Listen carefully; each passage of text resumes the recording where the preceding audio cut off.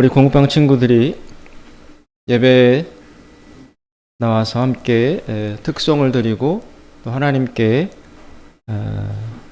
같이 예배를 드리고 있습니다. 아까 말씀드린 것처럼 이 공부방 오늘 친구들이 2019년 초등학교 5학년일 때부터 나와서 이제 5년을 우리 공부방에 다니면서 성장하여 올해는 중3이 되었고 내년에는 고등학교를 진학하게 되었습니다. 이 공부방 우리 친구들과 자녀들을 바라보는 저의 마음은 기쁘기도 하면서 여러 가지 복합적인 생각을 함께 가지고 있습니다. 다 아시는 것처럼 지금 우리 사회는 경쟁이 대단히 심각하고 또 사회가 급변하고 있어서 우리 자녀들이 이제 고등학교에 진학하고 대학에 가고 졸업하여 막상 삶의 진로와 직업을 결정할 때 이 친구들 앞에 어떤 현실이 기다리고 있을지에 대해서 저는 이제 아빠이면서 또 어른이면서 목사라는 입장에서 여러 가지 생각을 하게 됩니다. 챗 GPT, 인공지능, AI, 그리고 이제 인구가 줄고 있어서 지금 초등학교 5학년 정도까지만 현재의 학령 인구가 진행이 되고 그 이후부터는 급감하여 지금이 약 40만 명 정도라면 그때 이후로는 20만 명 순으로 절반이 아이들 숫자가 줄게 된다고 합니다. 그러면 학교들이 문을 닫는 곳이 수도 없이 늘어날 것이고 초등학교, 중학교, 고등학교, 대학은 말할 것도 없이 연쇄적으로 절반 가까이 줄게 될 것입니다. 그런 현실을 앞두고 우리 아이들이 이제 특별히 중학교 3학년 친구들이 지난 10월 달 정도부터 고등학교에 진학할 준비를 이제 해오고 있습니다. 원서를 제출하고 또 발표를 기다리고 있습니다. 이 과정에서 학교를 결정하고 선택한 것이 매우 어려운 문제로 다가오고 있습니다. 입시제도가 굉장히 복잡하기 때문입니다. 이전과는 달리 대학 입시 시험과 제도가 너무너무 복잡하게 되어서 우리 같은 평범한 어른들은 잘 이해하기도 어려워요. 또 점수 환산 방식도 굉장히 복잡해서 잘 알기가 어렵습니다. 일단 인문계를 가느냐, 특성화고 예전에 실업계 고등학교를 가느냐 그런 것들을 결정해야 되고 인문계 고등학교는 철저히 대학 입학 시험에 모든 것이 맞춰져 있습니다. 그래서 수업하고 보충 수업하고 야간 학습을 하고 3년 내내 책상에 앉아서 시달려야 합니다. 한참 자라나고 취미생활과 폭넓은 독서와 또 건전한 신체 활동과 경험을 해야 할 중요한 나이에 이 학생들은 오로지 책과 학교 그리고 학원에 묶인 채로 3년을 지내야 합니다. 그러다 보니 어떤 친구들은 공부보다 인성이나 교양교육에 치중하는 대안학교를 찾기도 합니다. 그러나 이 경우에는 우리나라 현실에서 대학에 가는 것이 쉽지 않다는 현실을 직면해야 합니다. 그래서 많은 학생과 부모들이 이 둘 사이에서 고민을 합니다.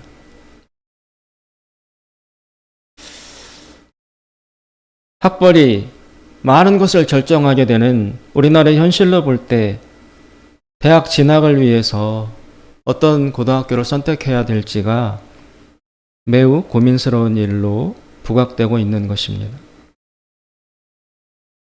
입시 위주와 사교육에 지쳐서 자유를 누리지 못하는 비정상적인 학교 현실을 보고서는 건강한 학교, 대안학교에 보내고 싶기도 하고 또 한편으로는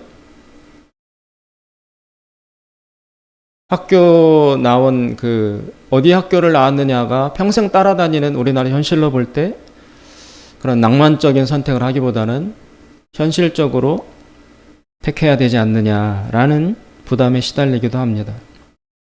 우리나라의 대학 입학시험은 여러 번의 변화를 거쳤습니다. 예전에는 예비고사라는 것이 있었고 대학마다 치르는 본고사라는 것이 있었습니다. 그리고 그 이후에 학력고사가 대두되었고 그리고 그 다음으로는 수능이라는 제도로 변경이 되었습니다. 이 제도 안에서 처음 시작은 다 공교육이 무너지는 것을 막기 위해서 좋은 의도로 제도를 바꾸지만 시간이 지나다 보면 그 안에서 온갖 변수와 변화가 생겨서 역시 어떤 제도로 바뀌든지 간에 그것을 활용하고 이용하고 혹은 악용하는 그런 대응 방식이 나와서 교육이 황폐화되는 것을 막기가 어려워지게 되었습니다. 이 수능이란 제도 안에서 내신 성적을 근거로 학교에 가는 수시, 또 수능 시험 점수를 위주로 평가받는 정시가 있고, 또 고등학교 종류도 여러 가지가 있습니다. 자사고, 국제고, 외고, 특성화고. 지금의 입시제도는 매우 복잡하고 이해하기가 어렵습니다. 얼마 전에 끝난 이번 수능도 만점 받은 학생이 전국 수석이 아니에요. 만점을 받았는데 1등이 아니에요. 왜냐하면 평가 점수를 환산하는 방식이 우리 평범한 사람은 알 수 없는 복합적인 그 구조를 가지고 있어서 100점을 맞았는데 100점 맞지 않은 다른 친구가 1등으로 평가받는 그런 결과가 나오게 되었습니다. 복잡한 시스템을 가지고 있습니다. 왜 이렇게 복잡하게 되었을까요? 그것은 사회가 불안정하고 그 결과 경쟁이 극심하게 되었기 때문입니다. 어느 대학을 나왔느냐가 인생의 많은 것을 결정짓게 되는 현실을 보면서 또 그에 따른 빈부격차도 극심해지고 있는 형편이고, 그래서 이 학생들 인구가 줄어들기 시작하는 직전인 요 시기에 대부분의 부모님과 학생들이 의대로 몰빵하는 그런 현상이 나타나고 있는데, 입시 전문가들은 이렇게 의대로 다 몰리는 이런 현상도 지금이 마지막일 것이다. 요 시기가 지나고 나면 의대도 별로 인기 없고 전체가 다 새로운 구조로 바뀌는 그런 시기가 전개될 것이다라고 전망하고 있습니다. 이 과정 속에서 저 역시 저희 딸아이의 진로를 놓고 많은 고민과 생각을 겪게 되었습니다. 학교에 다니는 자녀들을 둔 모든 부모님들 역시 그러했을 것입니다. 이번 주 설교를 준비하기 위해서 오늘 본문인 빌립보서를 제가 일주일 동안 읽게 되었습니다. 바울이 빌립보 교회에 써보낸 편지가 바로 그 내용입니다. 이 본문을 여러 번 읽고 묵상하면서 저는 큰 충격을 받게 되었습니다.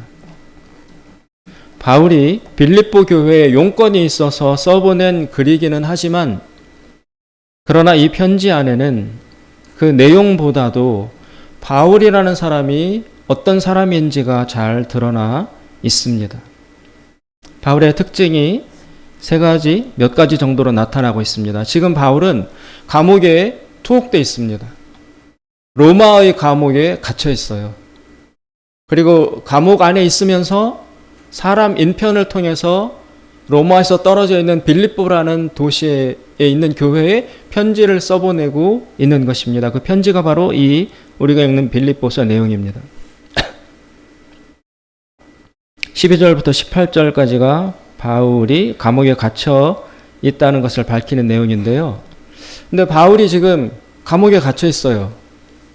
옛날 고대의 감옥은 굉장히 열악했습니다.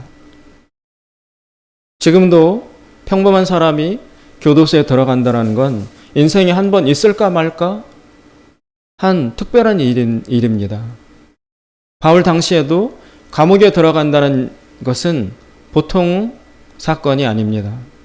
아주 고통스러운 일입니다. 그런데 바울이 자기가 감옥에 들어가 있는 이 사실을 어떻게 받아들이고 있느냐 하면 12절부터 18절 안의 내용을 미뤄보면 자신의 투옥으로 인해서 오히려 복음 전파가 더 활발히 일어나게 되는 결과를 자기가 보게 되었다.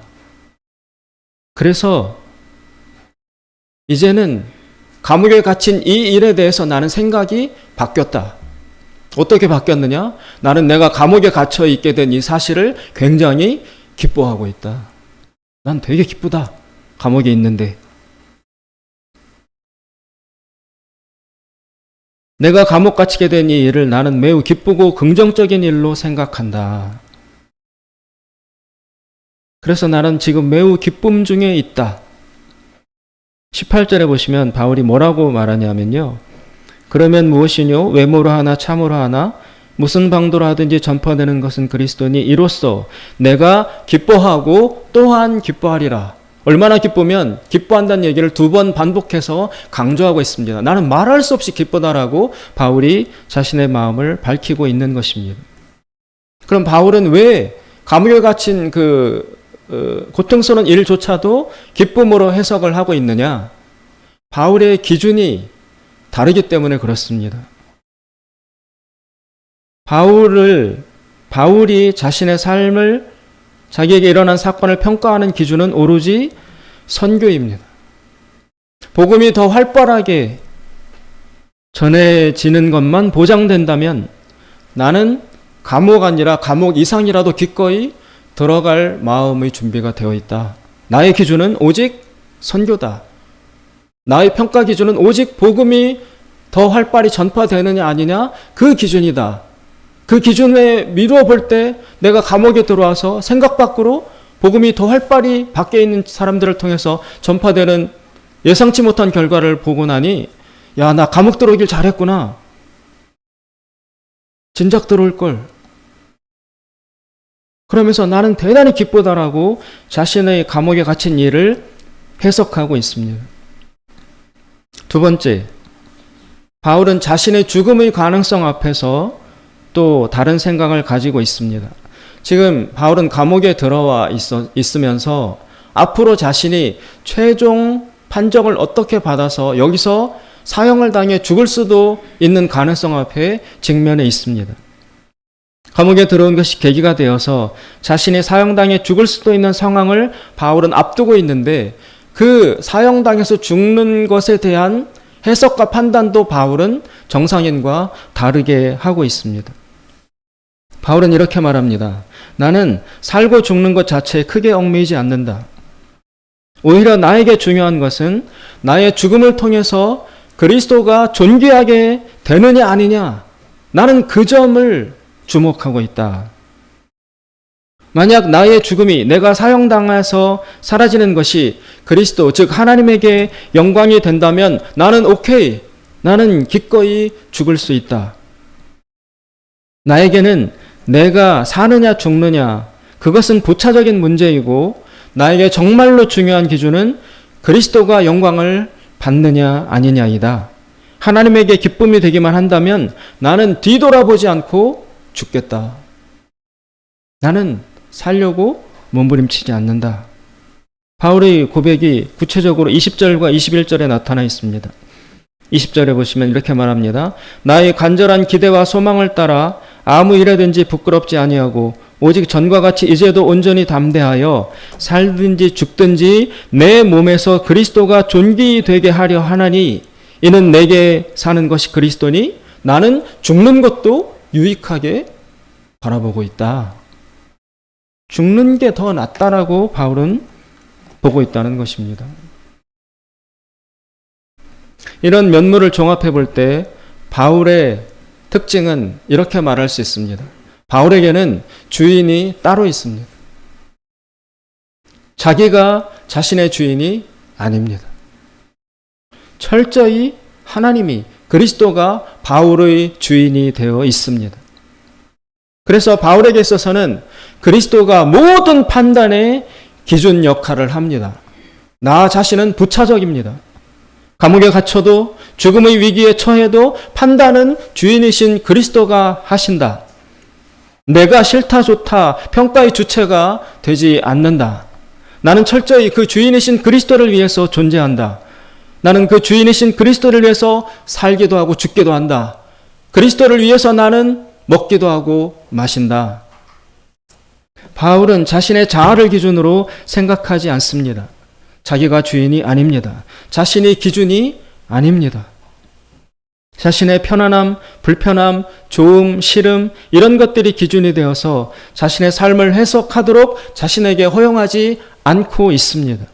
해석의 주체는 하나님이십니다. 그분이 좋다면 나도 좋은 것이고 그분이 좋지 않다고 하시면 나도 싫은 것입니다. 바울은 그 모든 무게중심이 하나님에게로 그리스도에게로 넘어가 있습니다. 마치 엄마가 출산하여 어린 아기를 키울 때 엄마의 모든 촉수와 관심은 자기가 아니라 아기에게로 넘어가 있습니다. 엄마 스스로는 자신을 부차적인 존재로 생각하고 있습니다. 아기가 즐겁고 편안하기만 한다면 엄마는 그 순간 자기의 몸은 부서져도 불편해도 고통스럽고 아파도 아기가 웃고 편안한 것을 근거로 판단하지 내가 싫고 불편하다는 것을 근거로 판단하고 해석하지 않습니다. 완전히 아기 중심입니다. 아기가 즐겁고 편안하다면 엄마는 기꺼이 자신을 고생시킵니다. 그러면서도 즐거워합니다. 그 상태와 바울이 지금 같은 상태입니다. 자신의 모든 것이 하나님께로 그리스도에게로 넘어가 있어서 나의 좋고 싫고 불편함 그것을 근거로 판단하는 것이 아니라 이 일 앞에서 하나님이 그리스도가 어떻게 판단하시느냐 거기에 바울은 관심이 가 있는 것입니다. 남녀가 사랑에 빠졌을 때 소위 사랑에 빠졌을 때 그때 남자든 여자든 자신의 모든 것을 내려놓고 연인에게 모든 것을 맞추고자 하는 때와 같습니다. 그 연인이 즐겁다면, 그 연인이 기뻐한다면 나는 어떤 고생을 해도 어떤 희생을 해도 오히려 그것이 영광이고 즐거움이 되는 그런 상태와 같이 바울도 지금 모든 무게 중심이 하나님에게로 그리스도에게로 넘어가 있습니다. 나는 상대의 기쁨을 위해서 존재합니다. 그것이 지금 바울의 상태입니다. 그것이 지금 바울의 가치관입니다.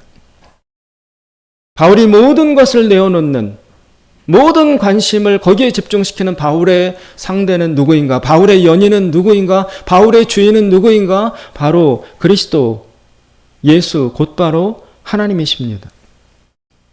바울의 그런 하나님을 향한 마음의 고백을 담은 그 고백의 정수가 빌립보서 3장 7절 8절에 나와 있습니다. 한번 찾아보시겠습니다. 한 장을 더 넘기시면 빌립보서 3장 7절 8절 바울이 이렇게 말합니다. 3장 7절 그러나 무엇이든지 내게 유익하던 것을 내가 그리스도를 위하여 다 해로 여길 뿐더러 또한 모든 것을 해로 여김은 내 주 그리스도 예수를 아는 지식이 가장 고상함을 인함이라. 내가 그를 위하여 모든 것을 잃어버리고 배설물로 여김은. 바울은 그리스도에게로 지금 완전히 기울어 있습니다. 자신은 지금 없습니다. 거의 없다시피 합니다. 바울의 이런 면모를 파악하였을 때 저는 상대적으로 저 자신의 모습을 선명하게 보지 않을 수 없었습니다. 근래 요 몇 달간 특별히 저희 딸아이의 고등학교 진학과 결정 과정에 제가 어떻게 임했는지를 돌아보았을 때 저는 무섭게 깨달아지는 것이 있었습니다. 저희 딸아이의 고등학교 진학을 놓고 어떤 학교를 갈 것인지 고민하고 찾아보고 찾아가고 시도하고 같이 생각하는 이 몇 달간의 과정 속에서 부끄럽지만 저는 전혀 기도하지 않았습니다. 하나님의 뜻을 전혀 묻지도 않았고 고려하지도 않았습니다. 철저히 세상의 풍조 안에 그대로 속해서 세상 물결의 흐름과 가치관을 그대로 올라타고 그 위에서 요동쳤습니다. 어느 고등학교를 가야지 대학에 가는 것이 유리할지 오로지 그것만을 따졌습니다. 어디를 가야 내신을 좋게 받을 수 있는지, 농어촌 특혜를 받을 수 있는지, 선생님들이 지도를 잘 해주는지 철저히 그런 기준 위에서 생각하고 했습니다. 물론 인간적으로 이 사회를 살고 있는 한 인간의 입장에서 볼 때, 아빠의 입장에서 볼 때 그런 고려와 판단을 하지 않을 수 없습니다. 누가 그런 것 없이 학교에 진학하겠습니까? 이 어려운 시대에. 마땅히 해야 될 과정이긴 합니다. 그러나 그럼에도 불구하고 그런 행동과 과정을 하지 말라는 것이 아니라 그 중심에 있어서 이 중차대한 한 아이의 인생을 앞에 놓고 하나님을 믿는다고 하면서 가장 중요한 분이신 하나님에게 묻지도 않고 의뢰하지도 않고 의지하지도 않고 주의 뜻을 찾아보려 하지도 않고 오로지 인간과 세상의 관점에서 판단하고 대응하려 했다는 그 사실 자체가 저에게는 대단히 큰 충격으로 다가왔습니다. 오로지 내가 기준이었고 내가 최종 결정자였고 내가 최종 책임자였습니다. 저 자신 외에는 없었습니다. 하나님은 전혀 고려 대상이 아니었습니다. 하나님은 주인은커녕 손님조차도 되지 못했습니다. 나의 가치관과 사고방식은 하나님의 뜻을 고려하지 않고 있었던 것입니다.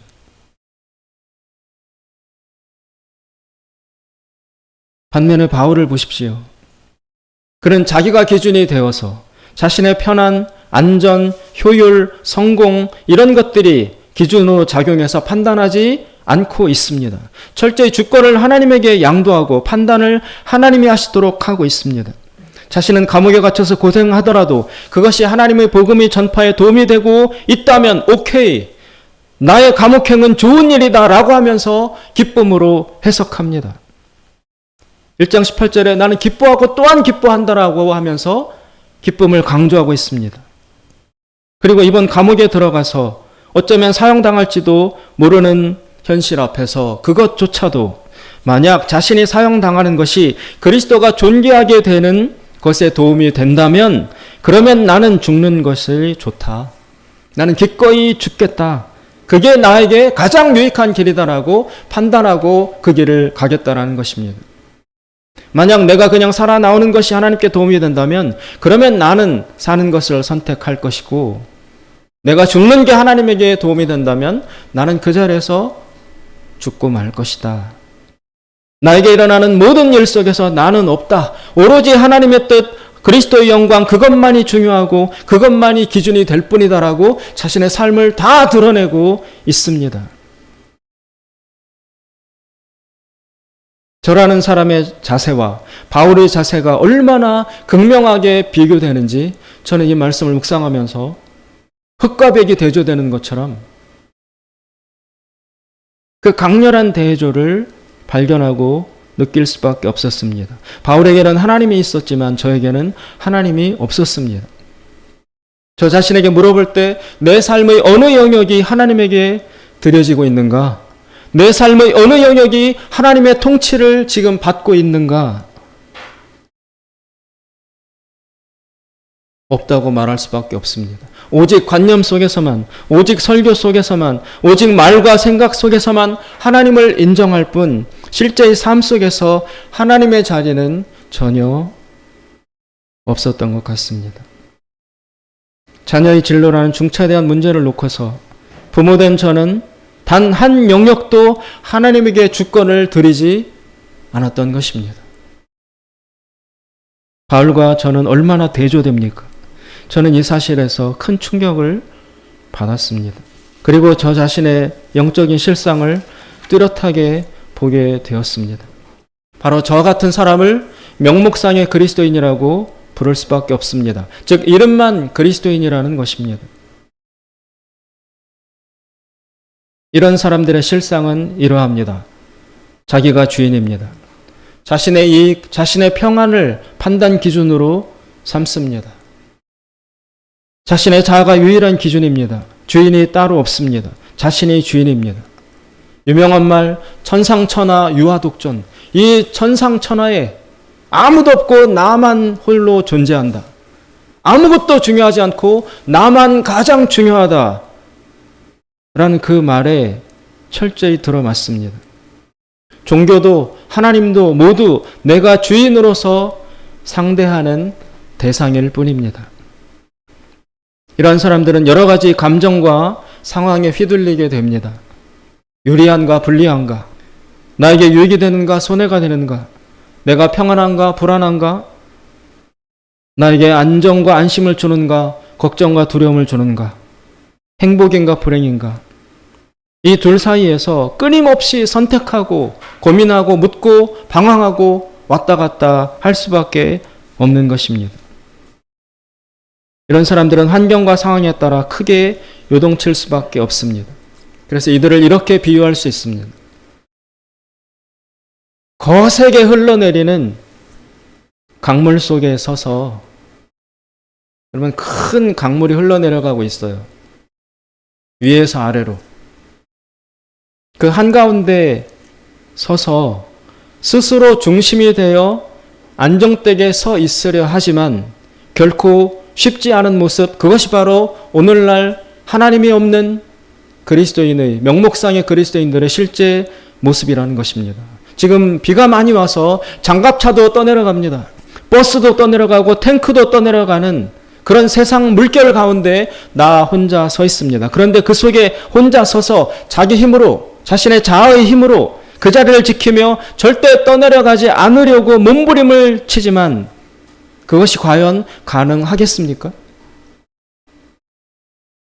내가 결정하고 내가 판단하고 내가 선택하고 그래서 최선의 결정을 해서 어떻게든지 이 세상에서 성공하고 평안하고 안정되게 꽃길만 걷고 내 자녀에게도 고생은 하지 않고 다 피해가고 좋은 것만, 기쁨만, 좋은 자리만 차지하게 그렇게 살려고 만들어주려고 우리 모든 부모들이, 모든 사람들이 고민하고 몸부림을 치지만 마치 거세게 흘러내리는 물결 가운데 서서 안 떠내려가려고 자기 다리로 버티려고 몸부림을 치지만 그게 과연 가능할지 질문하지 아니할 수 없다는 것입니다. 반면에 바울의 모습이 어떠합니까? 그 역시 흐르는 물 속에 서 있습니다. 그 역시 탱크도 떠내려가고 장갑차도 떠내려가는 거센 물결, 세상의 물결 가운데 홀로 서 있습니다. 그러나 바울은 바위를 붙들고 있습니다.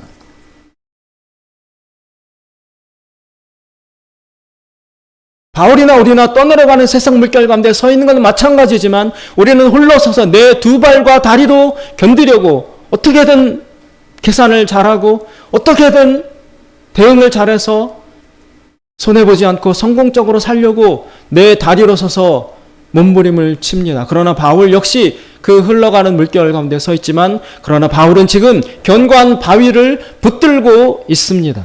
그의 중심과 기준은 자기 자신이 아니라 바로 그 바위입니다. 그 바위는 땅속 깊은 곳에 뿌리를 박고 올라와 있어서 물결에 요동치지 않습니다. 버스가 떠내려가고 집이 떠내려가고 장갑차가 떠내려가는 거센 물결 속에 있어도 그 바위는 땅속 깊은 곳으로부터 올라와 있기 때문에 그 흐름 속에서도 자리를 이탈하지 않고 자기를 지킬 수 있는 존재인 것입니다. 바울은 그 바위를 붙들고 그 세상 물결의 흐름을 견디고 있습니다. 붙들 바위 하나 없는 우리는 자기가 기준이 되어서 견디려 하지만 얼마 버티지 못하고 세상 풍조에 휩쓸려 떠내려갈 수밖에 없습니다. 누가 과연 지혜롭습니까? 누가 과연 안전합니까? 누가 과연 견고하다고 할 수 있습니까? 필사적으로 그리스도 없이 자신이 주인이 되어서 이 삶을 헤쳐나가려 하는 사람들을 일컬어서 바울은 오늘 두 가지로 표현하고 있습니다. 3장 19절에 보시면 바울이 우리 같은 사람들을 일컬어 이렇게 말하고 있습니다. 3장 19절. 저희의 마침은 멸망이요 저희의 신은 배요. 그런 사람들의 신은 배라는 것입니다. 배. 이 배. 잘 먹고 잘 살고 안전하고 평안하고 손해 안 보고 성공하고 오직 자아와 자기 안전과 자기 욕망, 이것이 그들의 실제적인 하나님이라는 것입니다. 그들은 자기 자신을 우상으로 섬기고 있습니다. 그들은 하나님의 백성들이라고 할 수 없습니다. 그들은 자신의 배를 신으로 섬기고 있는 우상 숭배자들입니다. 그리고 또 한 구절 바울이 아주 치명적으로 이야기를 하고 있습니다. 2장 21절에 보시면 바울이 이렇게 이야기합니다. 하나님 없는 사람들을 향하여 2장 21절 한마디로 규정합니다. 저희가 다 자기 일을 구하고 자기 일을 구하는 사람들이라는 거예요. 동시에 어떤 특징이 있냐? 그 다음 그리스도 예수 일을 구하지 아니하는 자들이다. 철저히 100% 자기 일만 구하지 그리스도 예수 일을 구하는 것은 하지 않는, 할 줄 모르는 사람들이다. 이 한마디로 바울은 하나님을 믿는다고 하지만 명목상으로만 믿을 뿐 실제적으로 하나님을 주인으로 모시지 않는 저와 같은 사람을 일컬어서 저 사람들은 다 철저히 자기 일을 구하지 그리스도 일은 전혀 구하지 않는 사람이라고 날카롭게 규정하고 있습니다. 이것이 우리 같은 사람들이 내면의 핵심입니다. 그들은 그리스도 예수 일을 구하지 않습니다. 무게중심이 조금도 하나님에게로 이양되어 있지 않습니다. 오직 자기 자신에게만 블랙홀처럼 집중되어 있습니다. 입으로는 하나님의 영광을 외치고 교회도 나오고 직분도 받고 목사가 되기도 하지만 그들은 그리스도 예수 일을 구하지 않습니다. 다 자기 일을 구하고 있는 사람들이라는 것입니다. 그것이 그들의 정체라는 것입니다. 빌립보서는 짧은 서신입니다. 읽어보면 아시겠지만 빌립보서에는 대단히 부드럽고 따뜻하고 기쁨이 충만하게 배어나오고 있습니다. 그래서 빌립보서를 읽어보면 이 사실을 알 수 있습니다. 바울은 빌립보 교인들을 대단히 기뻐하고 있고 사랑하고 있습니다. 편지 곳곳에 빌립보 교인들을 향한 바울의 애정이 묻어나고 있습니다. 비단 빌립보 교인들이 바울에게 선교비를 보내주고 물질로 후원하고 바울이 감옥에 갇혔을 때 옷을 보내고 사람을 보내서 안부를 물어주고 하는 인간적인 애정과 애착을 보여주었기 때문에 바울이 그게 고마워서 편지에 따뜻한 애정을 담고 있는 것이 아닙니다. 고맙긴 하죠, 바울도. 그래서 고맙다는 말을 빌립보서 후반부에 표현하기는 합니다. 그러나 바로 그것 때문에 그래서 바울이 빌립보 교인들을 기뻐하고 아끼는 것이 아닙니다. 그렇다면 바울은 빌립보 교인들을 왜 기뻐하고 있는가? 그들이 바울 자신을 따라오고 있기 때문입니다. 빌립보 교인들은 바울의 가르침을 따라오고 있습니다. 빌립보 교인들은 바울을 본받고 있습니다. 그래서 그들 역시 그리스도와의 관계에 있어서 바울처럼 자신을 부인하고 그리스도에게 주권을 내어드리고 자기가 주인이 아니라 하나님이 주인이 되어서 통치하시는 삶에 빌립보 교인들도 어느 정도 들어서고 있기 때문에 바울이 그래서 빌립보 교인들을 기뻐하는 것입니다. 만약 선교비를 보내고 애정을 보내고 물질을 보내고 하지만 그러나 빌립보 교인들의 삶이 하나님을 주인으로 모시는 그런 삶으로의 변화가 전혀 나타나고 있지 않다면 바울은 빌립보 교인들을 기뻐하기는커녕 책망했을 것입니다. 선교비를 보내줘서 고맙다고 바울이 따뜻한 편지를 쓰는 것이 아니라 빌립보 교인들이 진정으로 바울을 본받아 그리스도를 주인으로 삼고 그리스도의 통치를 받는 하나님을 중요한 분으로 내 삶에 인정하는 그런 실질적인 변화를 보여주고 있기 때문에 바울이 굉장히 기뻐하고 있다는 것입니다. 바울은 그들이 실제적인 그리스도인들이 되어가고 있기 때문에 너무나 기뻐하는 것입니다. 빌립보 교인들은 과거 이방인의 삶에서 벗어나서 참된 하나님의 자녀들의 삶으로 조금씩 변화되고 있습니다. 그래서 그것이 바울에게 기쁨이 되고 있는 것입니다. 이 본문 묵상을 마칠 때쯤 우연히 제가 유튜브에서 무언가를 찾다가 어떤 분이 2024년 자기가 받은 하나님의 말씀이라고 하면서 사진을 찍어서 올린 것을 보게 되었습니다. 그 말씀을 읽으면서 전 이렇게 생각했습니다. 야, 정말 하나님의 말씀은 살았고 운동력이 있구나. 그 말씀 한마디 한마디가 저에게 불화살처럼 날아와서 박히는 것을 느끼게 되었습니다. 세상 풍조와 욕망과 세상의 기준과 자아에 사실상 지배받으면서 성령님의 인도하심을, 하나님의 통치를 거의 받고 있지 못하고 있는 우리와 같은 명목상의 이름뿐인 그리스도인들을 향해서 하나님은 이렇게 외치고 계십니다. 에베소서 4장 17절부터 24절까지 말씀에서 바울은 이렇게 말하고 있습니다. 빌립보 전에 에베소서가 있습니다. 에베소서 4장 17절부터 24절에서 바울이 이렇게 말합니다.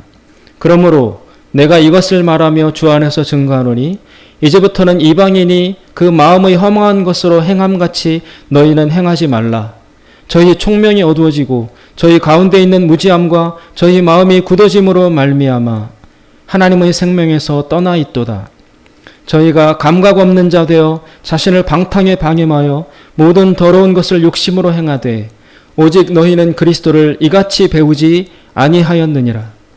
진리가 예수 안에 있는 것 같이 너희가 과연 그에게서 듣고 또한 그 안에서 가르침을 받았을진데 너희는 유혹의 욕심을 따라 썩어져가는 구습을 쫓는 옛사람을 벗어버리고 오직 심령으로 새롭게 되어 하나님을 따라 의와 진리의 거룩함으로 지으심을 받은 새 사람을 입으라.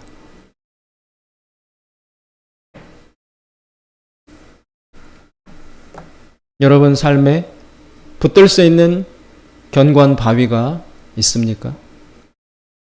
거센 세상의 물결 가운데 서서 내 두 다리로 내 힘과 능력으로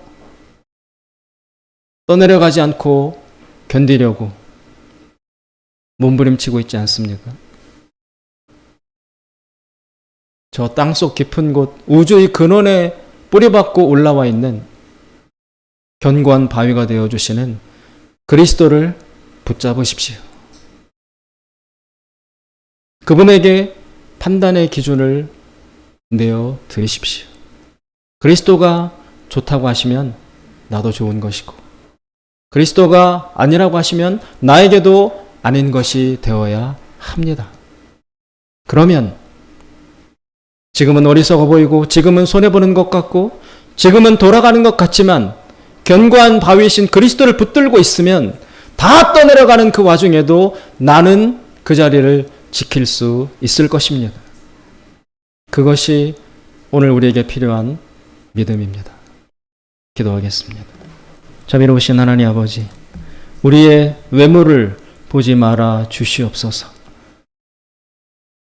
우리의 외모에 우리 자신이 현혹되거나 속지 않게 하여 주시옵소서. 내 안에 그리스도가 있는지, 내 안에 예수가 있는지, 그 예수가 나의 주인으로 진정 통치하시는지